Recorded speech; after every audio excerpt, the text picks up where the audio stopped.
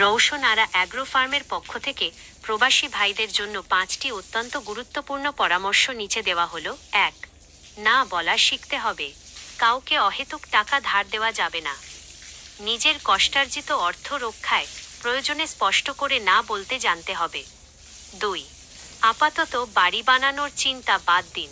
প্রবাসে থাকা অবস্থায় শুরুতেই দেশে ঢালাই দিয়ে বড় বাড়ি বানানোর পেছনে অতিরিক্ত অর্থ অপচয় না করে সেই টাকা ব্যবসায় বা অন্য কোথাও বিনিয়োগ করাই বিজ্ঞের কাজ। 3. মানি ম্যানেজমেন্ট, অর্থ ব্যবস্থাপনা শিখতে হবে।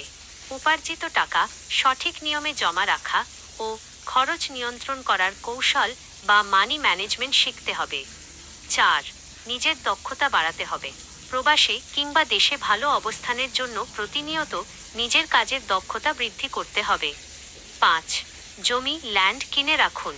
টাকা থাকলে বাড়ি না বানিয়ে জমি বা ল্যান্ড কিনে রাখুন, কারণ জমির মূল্য সময়ের সাথে সাথে বৃদ্ধি পায়।